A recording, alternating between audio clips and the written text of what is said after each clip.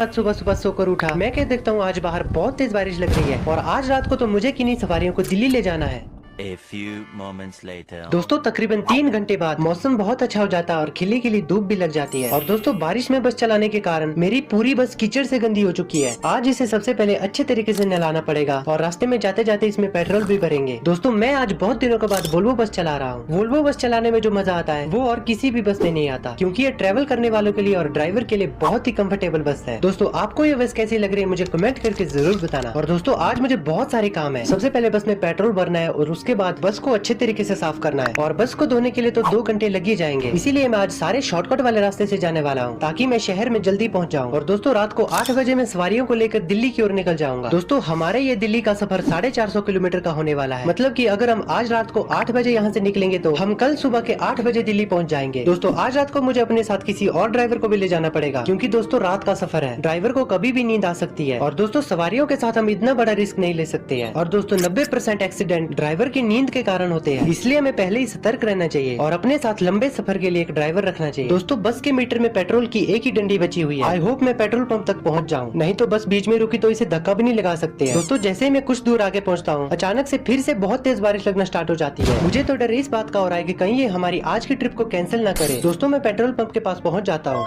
A few moments later. Petrol की टंकी को फुल करके मैं अभी बस को धुलाने के लिए वॉशिंग सेंटर निकल जाऊंगा और उसके बाद मैं सवारियों को पिक करने के लिए सीधा बस स्टैंड चला जाऊंगा। दोस्तों वॉशिंग सेंटर में बस को धुलाने के लिए बहुत टाइम लगा, जिसकी वजह से मुझे बस स्टैंड पहुंचते पहुंचते अंधेरा हो चुका है। दोस्तों मैंने सोचा था 1 आधा घंटे पहले पहुंच जाऊंगा ताकि मैं थोड़ा सा यहाँ पे रेस्ट कर सकूं, और यहाँ तो मुझे यहाँ पहुँचते पहुँचते इतना टाइम हो गया कि सवारियाँ यहाँ पर मेरा वेट कर रही थी। दोस्तों बहुत दिनों बाद इस बस को धुलाकर आज बहुत अच्छी लग रही है और आप देख सकते हैं कि सभी सवारियाँ अभी अंदर बैठ चुकी है। दोस्तों मैंने इनको 8 बजे का टाइम दिया था। मैंने इनको कहा था कि 8 बजे हम यहाँ से निकल जाएंगे, इसलिए सभी 8 बजने से पहले ही वहाँ पर पहुँच जाना। और दोस्तों कमाल की बात तो ये है कि मैं ही यहाँ पर 8:30 बजे पहुँच गया और अभी मुझे बहुत सुना रहे थे। ये कह रहे थे कि ये सभी चाउमीन खाने के लिए जाने वाले थे और टाइम कम होने के कारण ये जा नहीं पाए। क्या करे दोस्तों, ड्राइवर को कभी कभी गालियाँ भी सुननी पड़ती है। बाकी दोस्तों आप लोग मुझे कमेंट करके बताना कि आप में से किस किस को चाउमीन खाना पसंद है। दोस्तों मैं 4 घंटे से लगातार ड्राइविंग कर रहा था और इस वक्त रात के 12 बज गए थे और नींद के कारण मेरी आंखें धीरे धीरे बंद हो रही थी और उसकी वजह से मुझे रोड हिप्नोटाइज हो रहा था। दोस्तों रोड हिप्नोटाइज तब होता है जब हम किसी सीधे रोड पे चलते हैं और हमारा ध्यान सिर्फ उस रोड पर होता है। और मैं अपनी नींद की वजह से इतनी सारी सवारियों की जान खतरे में नहीं डाल सकता, इसलिए मैंने बस को साइड में लगाकर थोड़ी देर फ्रेश होने के लिए बाहर निकल गया और अपनी नींद को भगाने के लिए मैंने अपनी आंखों को ठंडे पानी से धोया और फिर से अपने सफर की ओर आगे निकल गया। दोस्तों बस में बैठे सभी लोग शांति से सो रहे थे, मैं सिर्फ अकेला जाग रहा था और मेरे साथ आया हुआ दूसरा ड्राइवर भी सो रहा था। दोस्तों क्या आपने कभी रात में बस में सफर किया है? क्या आपको भी बस में बैठकर नींद आती है? मुझे कमेंट करके जरूर बताना। दोस्तों तकरीबन रात के 1 बजे एक छोटे से बच्चे को बहुत तेज भूख लगती है। रास्ते में रात को 1 बजे सारी दुकानें बंद थी, इसलिए हम रात को इस होटल के पास रुक जाते हैं ताकि जिसको खाना खाना है वो खाना खा सके और जिसको टॉयलेट जाना हो वो टॉयलेट जा सके, क्योंकि इससे आगे अब हम नॉन स्टॉप चलने वाले हैं।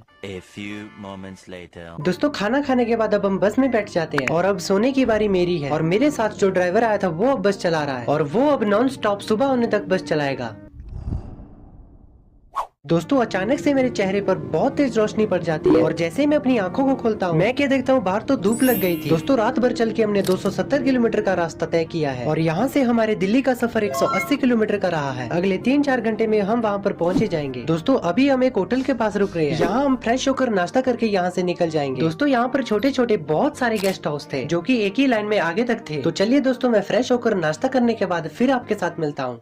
A few moments later. जिंदगी में आपको एक दोस्त तो ऐसा मिलता ही है जो तुम्हारी अच्छी खासी जिंदगी का सत्यानाश कर देता है। दोस्तों अभी अभी मुझे मेरे दोस्त की कॉल आती है, वो मेरी गाड़ी को बिना पूछे घर से ले गया था और अभी मुझे कहता है कि भाई तेरी गाड़ी ठुक गई है, जल्दी से उसे लेने के लिए आ जा। मैंने उसे कहा कि मैं दिल्ली जा रहा हूँ। मैंने उसे कहा कि मेरे दिल्ली लौटने से पहले मुझे वो गाड़ी सही सलामत चाहिए। दोस्तों फ्रेश होकर नाश्ता करने के बाद हम तो उस होटल से निकल जाते हैं और अभी हमारे दिल्ली का सफर सिर्फ 1 घंटे का रहा है।